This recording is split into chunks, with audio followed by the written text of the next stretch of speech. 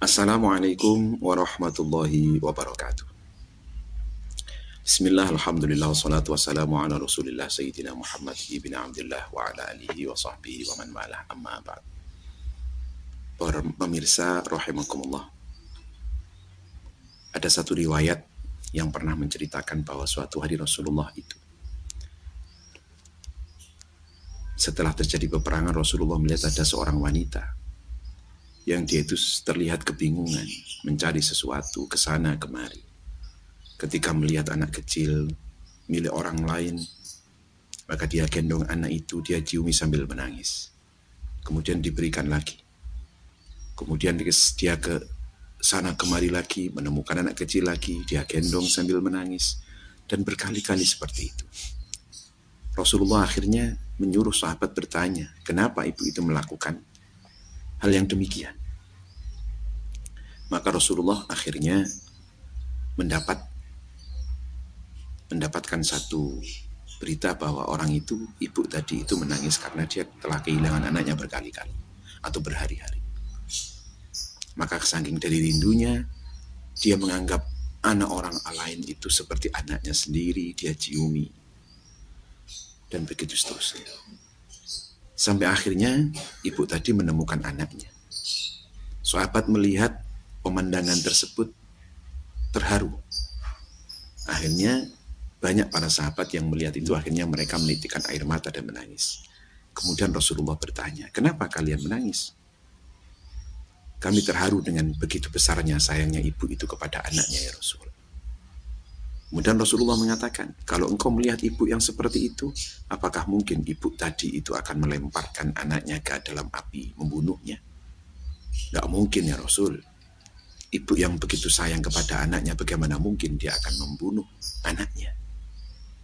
Maka Rasulullah mengatakan dengan tegas, innallaha arhamu bikum min hadhihi liwaladiha.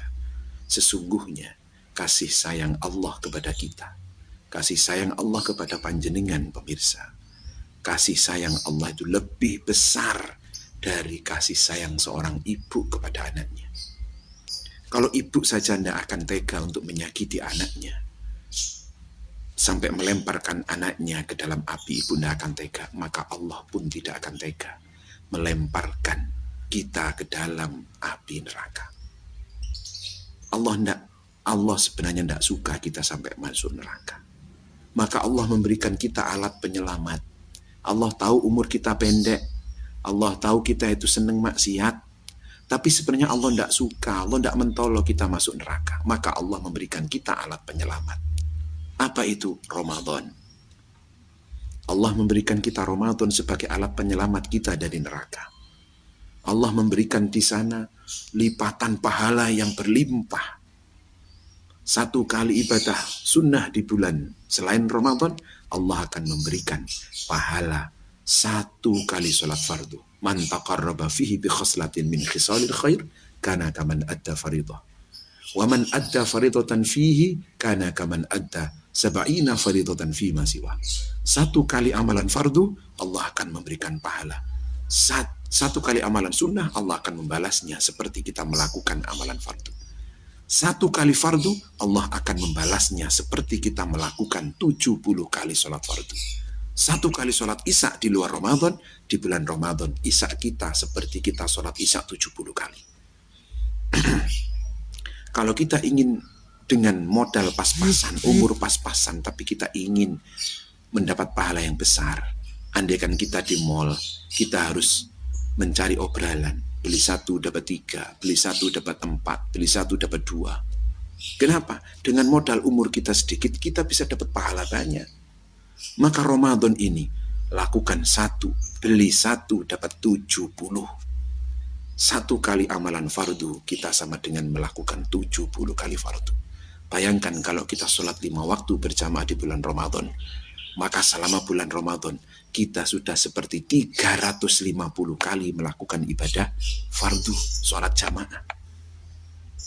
Maka kalau kita menemui 10 kali Ramadan kita seperti itu, maka sudah berapa pahala yang kita dapatkan. Maka pemirsa rahimakumullah, Ramadan ini adalah bentuk kasih sayang Allah kepada kita agar kita mendapatkan bekal akhirat yang banyak, agar kita dibebaskan dari api neraka. Apakah ada orang yang tidak mau? Ada. Diberi Ramadan, dia tidak mau ibadah. Diberi Ramadan, dia tidak mau melakukan kebaikan. Maka itu sama dengan Allah mengatakan, aku sayang kepadamu, tapi engkau tidak peduli kepada sayangku. Terserah. Kalau Allah sudah terserah kepada kita, dari mana kita akan selamat? Hadirin rahimakumullah, mari kita maksimalkan Ramadan kita. Semoga Allah memberikan kita keselamatan dunia akhirat. Amin. Allahumma amin. Kurang lebihnya mohon maaf. Assalamualaikum warahmatullahi wabarakatuh.